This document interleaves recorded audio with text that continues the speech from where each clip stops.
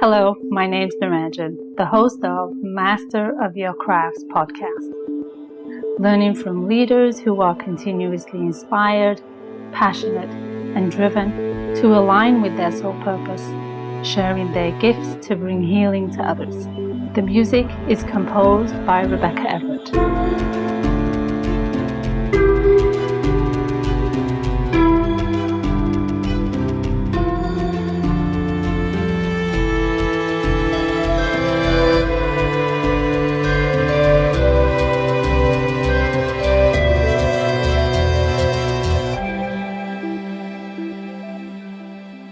Today is episode number 77, and I'll be talking to Emily McGill, a spiritual seeker, tarot reader, storyteller strategist, and a deep believer in the power of community. After 15 years in New York City as a Broadway and entertainment publicist and consultant, self-exploration led to healing, evolving, and reading tarot cards professionally. Invited to read for virtual Burning Man 2021, and Brooklyn's dry speakeasy Club Curious, Emily has been featured by the Tamron Hall Show, the New York Post, and Thrive Global. She writes Playbill, Broadway Horoscope, and is developing her own tarot deck, the Broadway Tarot. She's the co-founder of S.N.O.B, Sunday Night on Broadway, a pop-up Broadway industry dance party, a founding member of PR collective Spiral 5, a co-author of S5's The Career Rebel's Guide to Modern PR. Hello and welcome to Emily. How are you, Emily? I am fabulous. How are you? I am wonderful and definitely excited to delve further into your journey in not only the entertainment world, but also in the spiritual world. An area that I'm actually familiar in too, but I want to hear more about your story and your journey of how do you feel this, who you are today, defines you, and what is it that you believe about yourself? I'm so excited to talk to you today. This is going to be so much fun. Me too. Me too. My journey started a long time ago. My journey towards spirituality really started when my grandmother passed away in 2014. And we were very close. She was also a very complicated woman. You know, she grew up, she was a child of the Great Depression. She grew up during World War II. You know, she had 3 kids by the time she was 25. I mean, it was a different life. It was a different time. And her mother had a hard life. You know, it just, there was a lot of generational stuff that got passed down. But again, we were very close. I love her so much, still do. And that sent me to therapy. And that was the moment that my life changed, that it began to open and expand, and that my spirituality was welcome to be part of my experience. That's a really interesting joining, if you will, from a therapist to spirituality, because I want to say a traditional therapist is very much headspace, mental focus, what's going on up here, rather than acknowledging and recognizing what the spirit world is doing. But you'll find that more often now we're starting to see actual research in the field of clinical psychology about spirituality. And that sort of crux in my journey led me to where I am today, which is, you know, starting a program at Columbia University that studies the science of spirituality. So the program is called Spirituality Mind Body Institute. And it was founded by a woman named Dr. Lisa Miller, who really is one of the pioneers on spirituality in clinical psychology. And she discovered that there's sort of this doorway, 2 sides of the same experience, where so often something that is a trauma or a depression or an experience that one can have that has a very profound mental health impact on us can lead to the spirituality side. Right. And that is oftentimes the way we get there. And that is certainly true for me. You know, I had this great gaping hole in my heart and in my life. I mean, I would call my grandma almost every day on my way home from work just to tell her about my day, you know, and all of a sudden I didn't have someone that I could just pick up the phone and talk to. Right. Although I did find myself, you know, through my therapy experience, still, even to this day, I'll put my earbuds in and walk down the street and I'll like be on the phone with her, even if it's just like Spotify playing or there's nothing happening. But it's almost like a sort of prayer or communion or communication between us that I still kind of put my headphones in and call her on the phone. Yeah.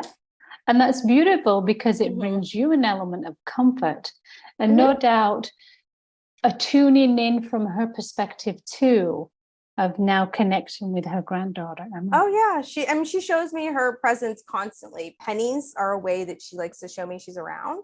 Yes. So, you know, yes, I live in New York City. There are a lot of people around, but I could go anywhere and I will find a penny. Of course. I could be halfway across the world and I would find a penny. Yeah. Because spirit is everywhere, right? Yep. Absolutely. Yeah. Through this journey, what has it taught you to believe about yourself?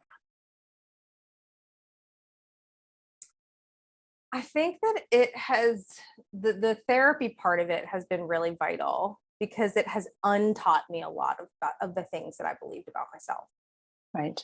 That was the vital part for me, was the unlearning of lessons that I had invented in my own head because of, you know, things that happened to me in my young life when you maybe don't have the dialogue, you know, the language, the ability to communicate, the understanding of the circumstances under which whatever experience you're having is happening.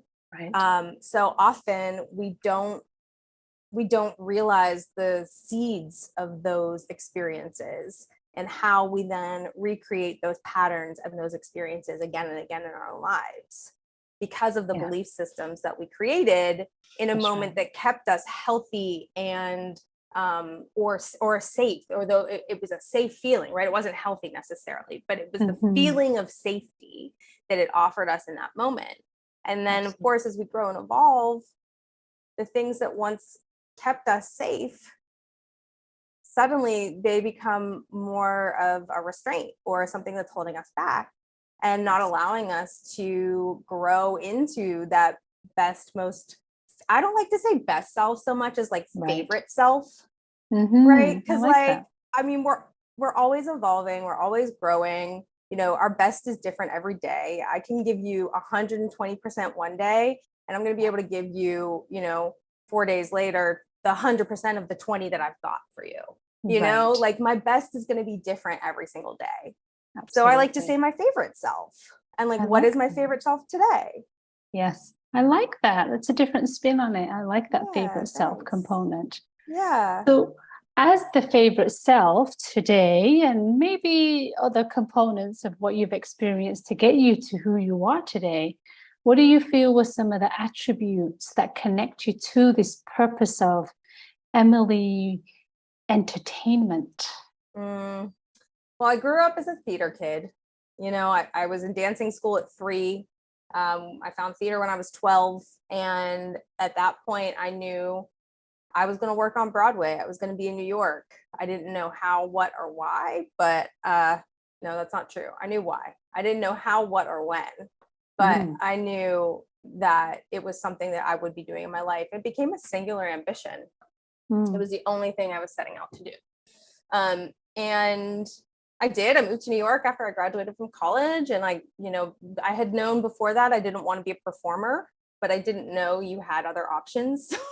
Right. There's a whole industry behind the people you see on stage, and not just the people, not just the stage hands and, the stage managers. There are advertising, marketing, PR, accounting, company management, general management, producers. I mean, it's a big lawyers, all of these different divisions, digital marketing. I mean, there's just so many different things you can do. And I happened to fall into a PR office. I just happened to land a job in PR, and I thought I loved it. And what I realized, much later, was that I loved the thing I was working on, of course, which were the shows, but I did not enjoy PR. Oh. At all. Not interested. And so I have, 15 years of experience in this thing that I don't really want to do. And that realization came to me several times, but it didn't really stick until January of 2020. And I'd had the best month to date in my business, and I couldn't have been more miserable. Right. Financially, I was like, this is great. And the rest of my life, I was like, this is terrible. And even though I had been in therapy for 6 years at that point, and I have been doing all of this spirituality work with my therapist, because she very much does work from a spirituality centric place in the world herself. Right. And I just knew that like this was not sustainable. I did not enjoy this, and I was going to need a change. And so the onset of COVID shutting everything down in March of 2020 in some ways was a gift for me, because it gave me the opportunity to reevaluate what I held important and true and dear in my life. And when you strip away the theater, what's left? Well, there's so much left that I hadn't really cultivated or gotten to explore. I love cooking. I love being in the kitchen. I love sharing my love with people that way. I'm a crazy plant lady. I've started gardening with friends out in Queens. You should see the plants in this apartment. I mean, just in my bedroom, it's wild. I dove further into my tarot practice. I started creating my own Broadway Tarot deck, bringing some of the things that I love together. My business partners and I, through a business that I have, it's called S.N.O.B, Sunday Night on Broadway. And is a pop-up dance party that we started in the fall of 2018. And, now we're growing into a business. And the whole point of S.N.O.B is the community. It's all about community. And I've come to find that's the thing about the theater that I love so much. I love the gathering, the coming together, the collective experience. Yes. And I love the storytelling too. I mean, storytelling, gathering around a fire and telling a story is quite literally what kept us alive for like thousands of years. Absolutely. It's one of the oldest human traditions we have. That's so right. this idea of bringing people together and telling stories, like how do we do that outside of a traditional theater setting? How do we create more opportunities for community and for collective joyful experience? Yes. But don't have like a gatekeeper experience the way we have done traditionally in the theater and Broadway and that element in New York. So it's like a very long-winded way of saying community for me is so vital. It is important, and perhaps even more so now, not only because of pandemic, but prior to that, because we were so tech-centric. Yeah, the isolation played a big role in people's lives and in being entertained in community with the contingent of doing X, Y, Z. Or as a shortfall of doing X, Y, Z on this computer, and then I will come and meet you. Whereas now, the world is really focused on this. I mean, we're in two completely different countries, but yet we can have this beautiful dialogue. So creating a balance, I think, is key, which is balance has been thrown out of the window for how many decades, really? For real? Yeah, absolutely. Balance is certainly missing right now. What do you believe is your calling?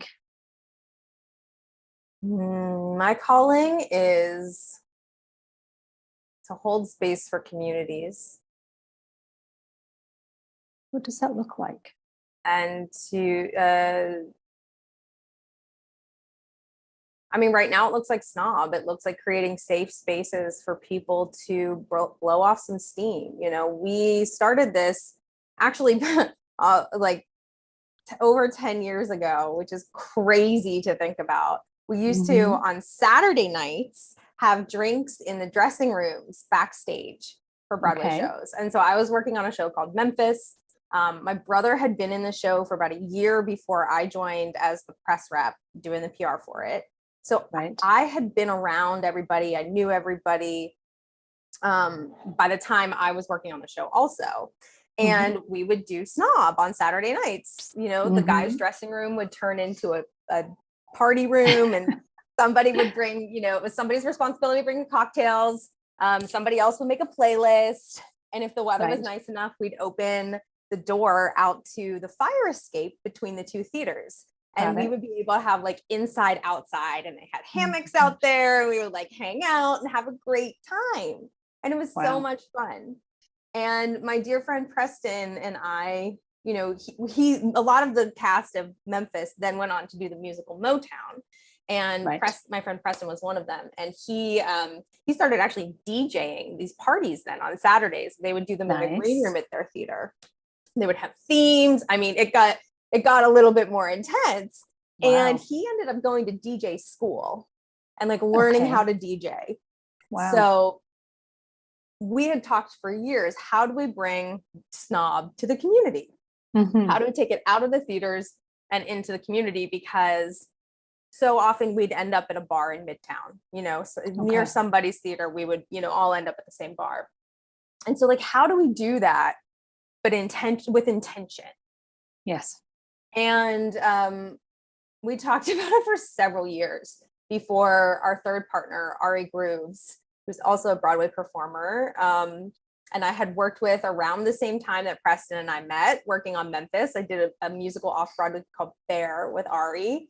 And, you know, he mentioned her name to me and I said, she's never going to remember this, but we worked together a million years ago. And lo and behold, she was like, yeah, of course. Oh my gosh, this is so crazy. And the three of us, she was the missing spark, that little magic link that we needed that was missing, because between the three of us, it took off. Wow. And last weekend, so we're talking at the end of June right now, and last weekend was Pride weekend here in New York. So it was the big Pride parade on Sunday, and on Friday and Saturday, they had a festival in Times Square with Playbill, which is, you know, they do all the theater programs and their news website. And they, along with the Times Square Alliance and Pride New York, had this amazing, huge festival that culminated in a big Broadway disco on Saturday night, right before all the shows started. So from 6 to 8 on Saturday, it was a dance party in Times Square, and S.N.O.B. got to play that party. We got to play Times Square. Like it was New Year's Eve, except better, because it was a dance party. And it was just people gathering and celebrating and just having a joyous experience. And in so many ways right now, the world is burning. And my calling, I think, is to hold space for joy and release, so that people don't get so bogged down in everything that's happening. That there are moments of lightness and levity and breath and air that we can have, because we still need to get into the streets and march. We still need to go to the polls and vote. We still need to give our dollars. We still need to reinvent the entire system, because it's not working clearly. Actually, it is working exactly as it's intended. And that's for a very small, select group of people. And that doesn't fly anymore. Not that it ever did, but those people had power enough to keep it that way for a long time. That's right. And, you know, it's a hard fight out here to change, you know, to sort of turn the wheels of time and push the world forward. And that hard work needs space. It needs air. It needs opportunity for childlike playfulness and joy and silliness and fun. And so I think that's my calling, is to bring more space for that to the world. And I love that, because you exuberate that so so abundantly, even just in this conversation. The animation, because we're doing this on Zoom, is brilliant, and I love it. And I'm trusting it's translating in audio because you went to school for this. So yeah, I spent a lot of time smoking weed before ballet class too. So okay. It's like there's a take it with a grain of salt, right? Like, got it. I went to theater school and really just like got to experience what a lot of people, I think, American teenagers in the Midwest do in high school. I was like, so my time was so structured in high school. There wasn't any space for sort of experimentation or anything like that. So I took the opportunity of theater school to do that. An expensive journey, no doubt, but one very worthwhile. I mean, it got me to where I am today. And if it weren't for that, who knows, what reality I'd be living. So absolutely. It's the journey and it's the process, isn't it? Yeah, absolutely. Always and forever, and a practice, and we don't have to be good at it. Yes. Yes, absolutely. So you talked about the intentions of... No, you didn't. You didn't talk about that at all. Let me start that one again. You talked about your attributes and what you feel your calling is to fulfill in this life, and maybe pay homage to your grandmother. What is your intentions for what you want to deliver and leave your mark in the world for Emily McGill? I want people to feel like they're seen for exactly who they are and loved for it, but really seen and welcomed. For a lot of my life, I felt like I don't quite fit in. It's just, there's always been something about me that doesn't quite click the same way as everybody else does. And I don't know what it is. I've never known what it is. I can't really put I can't name it. But there's something that for a very long time has prevented me from feeling a true sense of belonging. Right.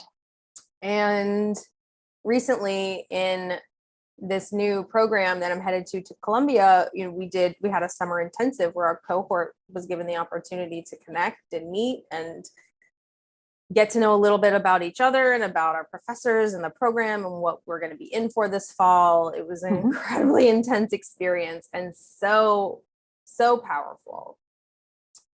And I've never felt like I belong the way I did there.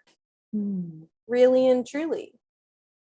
And I know there are a lot of people in the world that have that feeling, that no matter, if they find something that they love, I have beautiful community and belonging with the theater and still feel like I don't quite fit in. And, I have that wherever I go. There has always been this sort of feeling of like just being outside, like being just outside the lines. Right. And so I want to help hold space for folks that might feel that way and help to sort of nudge them in to that sense of belonging and feeling. Yeah. And that's quite a journey to unravel some of those vulnerable places of recognizing there isn't a belonging here, but yet I've spent all that time and energy here. But there isn't a belonging here, even though I was raised in that environment. For argument's sake, I'm not saying that's true. No, you could say that about many of my different, upbringing situations. I grew up Catholic in a Catholic church. I went to Catholic school for years. That is not something that resonates with me at all. Right. Never really felt like I fit in there. Yeah. I certainly learned how to follow directions, but didn't really feel like I fit in or had much, I'd use my voice, whether or not I was allowed to. But not, yeah. So you can argue that, yes, all these places, it just hasn't quite, it's like the puzzle pieces haven't quite fit correctly. Right.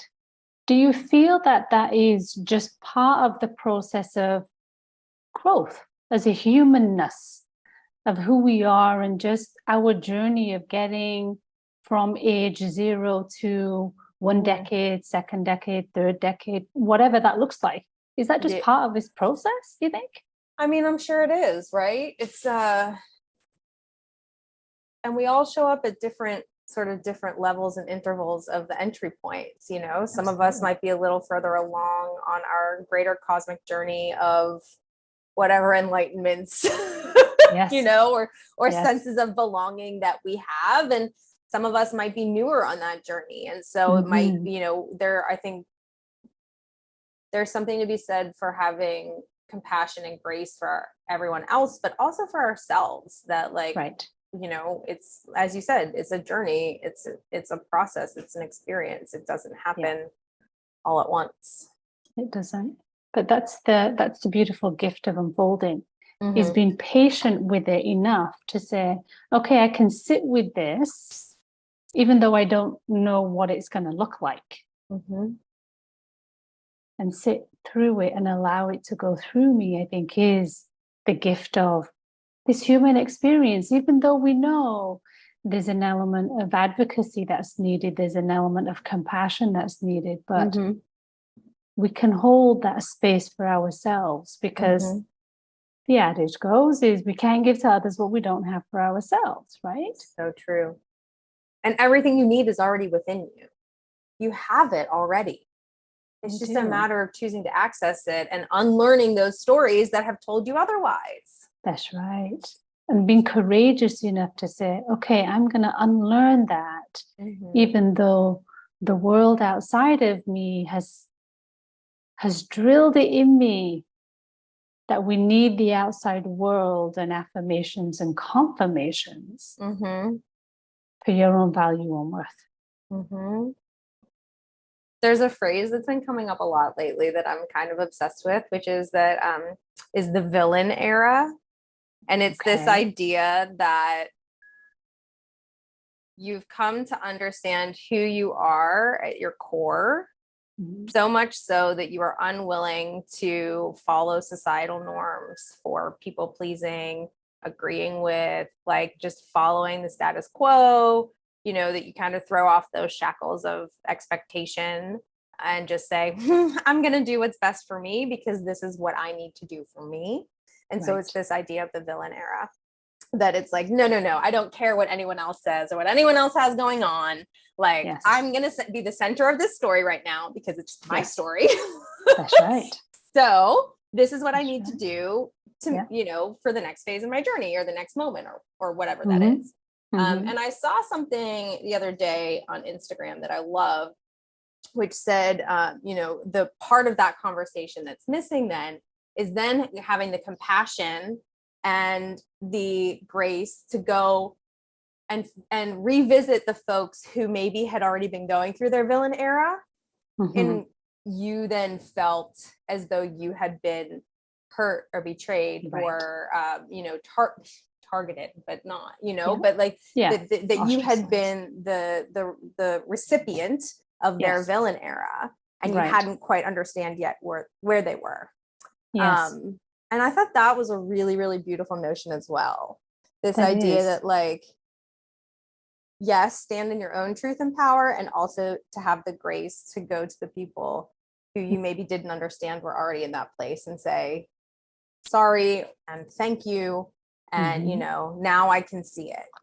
Yes, absolutely. I'm a little taken aback at the word villain and how, unfortunately, that word has such a bad rap for somebody who wants to stand in their own sovereignty. Like, hold on a second, why is that such a bad thing? Why does that have such a bad connotation to it? It doesn't. But then you think about, I always think of it as the context of a Disney villain, right? Or an animated film villain, in this essence that they are often the ostracized person who is I don't know if I can swear on here, so I won't, but is unwilling to like give two F's about what anyone is going to say, you know, because this is what I need for my journey to move forward and what I'm doing. Yes. You know, and like, I mean, you could argue that even in Frozen, Elsa's a villain until we turn around and, you know, can see this greater perspective of where she's coming from. So, you know, I think that, yes, it is strong language and can be off-putting, certainly. And also, you know, thinking about those characters sort of historically and how the archetypes always sort of lead us back to, as you said, your sovereignty, your personal sovereignty. That's right. And it's so crucial, regardless of what word and connotation or representation you have to it, because obviously my representation to the word villain is very different to yours. Absolutely. Even as we have this conversation, it's unfolding. But the crux of the conversation and the message is for you to stand in your own sovereignty and not be apologetic, because you deserve to be the whole self of you. Yes. And I think that's what's missed a lot outside in this beautiful world that we live in. Yeah. That's looking for a facelift, and the facelift is coming. Yeah, we're here. We're giving it to the world right now. You know, I think there's an army of light. A lot of people are waking up. Yes. A lot of people are waking up and realizing that a spiritual awakening is not the bubbles and roses and, you know, tiaras that you think it's going to be. It's it's taking things down to the foundation and crumbling your own beliefs of how the world works and rebuilding them for yourself. How do you see that influenced in such an industry like yours in terms of stage performance, Broadway, such an ingrained old historical category, platform, essentially? Yeah, it's a problem. It's a problem. Representation is definitely a problem. Not enough stories are being told by voices other than those that have historically been represented. You know, there's a global majority out there that has never once seen their stories on a Broadway stage, and that's not okay. So how do we expand that? You know, in my opinion, it starts and ends with the theater owners. They control the real estate of Broadway. There are only 41 theaters that are considered a Broadway theater. So, you know, that's pretty limited real estate. It is. You know, there have certainly been a lot of statements and, you know, declarations, whether or not all of those will come to fruition and see the light of day will be another story. But there are also some really amazing organizations that have popped up over the last several years, and you know, there have been a lot of conversations that have started. So I think that's part of it, but there's a long road ahead. And, you know, I think I keep joking that I need a palate cleanser from the theater industry. So I'm headed to Columbia to study spirituality. You know, so, you know, for me personally, there's a removing myself from the situation to allow myself better perspective and clarity on what changes I might be able to help inspire, implement, create, you know, whatever it is. You know, and as much as I don't enjoy PR, I still have a pro bono PR practice that I do. I help marginalized artists and let me start that again. I have a pro bono PR practice that I do. I help marginalized artists amplify their voices. So they write their own press release, and then I work with them to sort of get it. We want to keep it in their voice, but we want it to also be in the style and format that the media are used to receiving press releases. Nice. You know, we wanted to make it really simple for someone who's in the media that would be interested in covering this artist to just, great, here's the information I need. And we connect the artists directly with anyone that's interested. So it's an opportunity for them to then start to cultivate their own relationship as well. Yes. You know, thank you. And it's not something that I'm doing every day. You know, people come to me and they let their friends know that I have this available. And I do support however I can in that essence. And, you know, I have a lot of friends who are on the front lines of this fight, taking it to their jobs at regional theaters when they're going to work, you know, at a regional theater somewhere. They bring in these belief systems and structures and new ways of thinking that are ready to be introduced to the world and that we would like to see more of in the American theater. Well, in theater globally, really, but you know, most of this is what is happening within the States right now. And so I will oftentimes help them if they're navigating conversations with the media. I will advise, you know, on language, or if they have a statement that they're working on, you know, or if they need to talk through something, how do I approach this? What's a strategy I could take? Yes. You know, I have certainly helped friends with that stuff as well. And people who have become friends by helping with that, you know, helping be that support. So there's a lot of work to be done, but the work is still being done. I just need a little break from it. And, you know, I think that it's important that we all take breaks whether or not we think we need them, we probably need them. Absolutely. Always the case, right? Yeah. Always the case. Different environment, a different scenery makes all the difference, for sure. Yeah. I hope you fill your cup. Yeah. And for you, it's a recalibration, if you will, of your own tools and sharpening them as you build them over the next couple of years or whenever, or however the duration of your time at Columbia. But what a beautiful opportunity. Thank you. Other than Columbia, what's next for Emily? You do the tarot card readings, you're connected to spirit, you're connected to grandmother, you do pro bono work for individuals who want to share their story in the PR world of theater. What else is next for you? Because I feel like that can't be it, Emily. There's gotta be more. I'm sure there is. And I'm really excited for it to unfold and show me what it's going to be. Nice. I am not trying to predict anything at this point, because if you had told me a year ago that I would be an Ivy League witch, I would have been like, huh? Yes. And yet here I am, you know, I'm going to Columbia. I'm doing this program. And I didn't even know this program existed until December of 2021.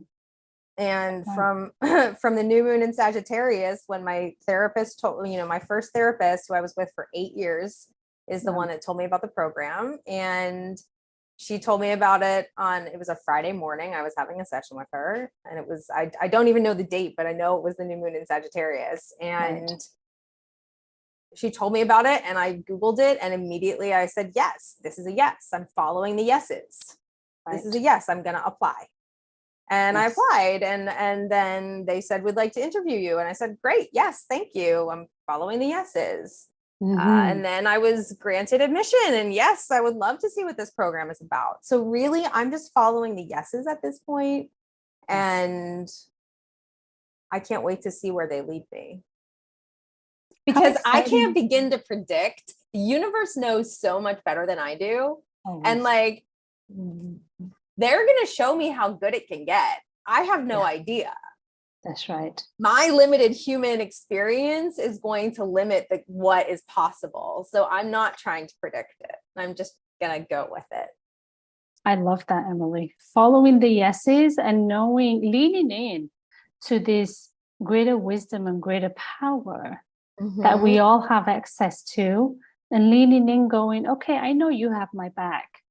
Well, and so that's let me the thing. lean in a little deeper. And for me, leaning in, I hear leaning in, and that makes me want to come towards you, is leaning in. But in this experience, for me, it's actually about lying back. I always get that wrong. My grammar on that is terrible. But is allowing for that sort of stepping back, and that's that sense of surrender, and the essence of as you said, like it's got, it's almost like laying on, like falling back into a net or into a hammock or something, that it's, I will be safe when I release and surrender. And I can't even begin to know what the view is going to look like, or, what beauty I will get to see or experience. So, but there is an essence of excitement. Exactly. There's such a huge essence of excitement within that process and journey that's gonna unfold.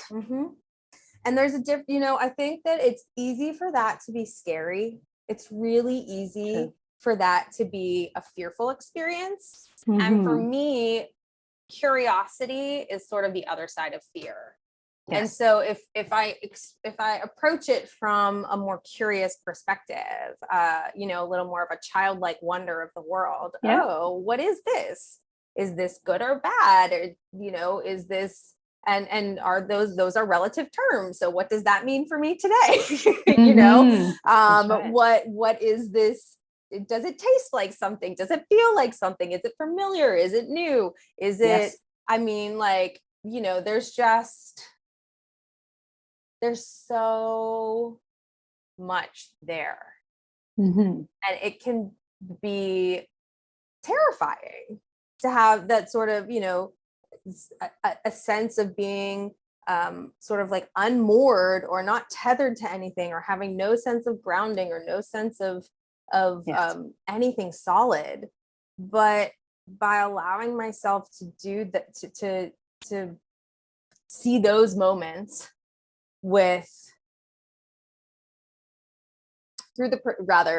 allowing myself to see those moments through the perspective of my inner child, I think makes it a much more enjoyable experience for me.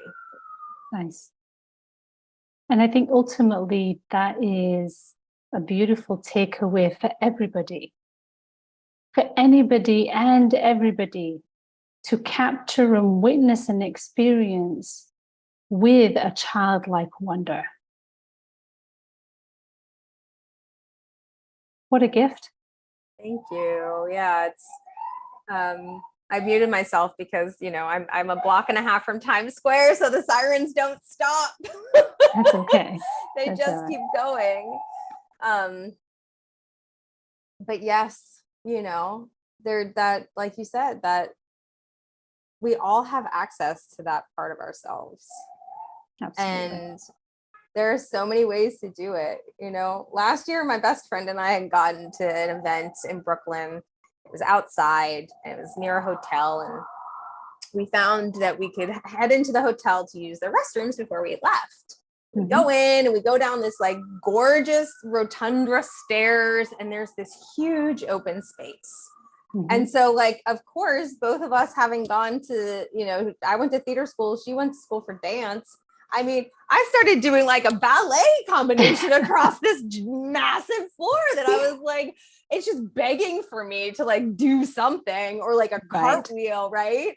Yes. And there are other people around, were kind of looking at us, but we were just, we were in our joy. We found this moment of like, oh my God, look at this fun thing, And so I think anytime you sort of have that feeling, I know so many of us, we can get a physical experience of emotion sometimes. Like I will have a physical experience of my heart bursting when I get really excited about something. I feel this sort of like welling and swelling, and then this lovely like sort of firework experience that can happen. And so I want to invite anyone who's listening to notice when that happens for you, and allow for it. Yes. And don't shut it down, because I think we spend so much time shutting that stuff down too. We've been conditioned to. But taking that step of courage to observe it, recognize it, and go, oh, I'm going to sit with this just for a few more seconds and a few more seconds rather than cutting it off at the knees and continuing the action items that we have listed forever. Right. Because if we can sit with it for a few more seconds, our capacity to sit for it expands a few more seconds and expands a few more seconds. And then all of a sudden we get to invite more and more joy into our lives, and we have more capacity to hold that joy. That's right. And that's the gift. And I love how you embrace it from such a big level of curiosity, but of service. That's my Virgo moon. Okay. We Virgos love to be of service. There's and probably my Cancer sun too, mothering the zodiac. And that I'm sure has to do with the wanting everyone to feel welcome and that they belong and that they are seen and that they are important, because they are. Absolutely. And as we record this, we are so in that space right now. We are so in the Cancerian season. So yes, we are all Happy about it right now. Absolutely. Emily, this was such a joy. Oh my gosh. Such a pleasure to hear your story and hear all that bubbles up inside of you, bursting to come out and share with the world. And I'm excited and I'm equally curious to see what the journey looks like at Columbia and what unravels for you there. So thank you so much for sharing your gift. Thank you. And thank you for holding space for people like me. You are very welcome. That's a gift too. Thank you. Thank you. I'm Naranjan, and you've been listening to Master of Your Crafts podcast. Please subscribe, rate, and review, and join me next week for another episode. Thank you for listening.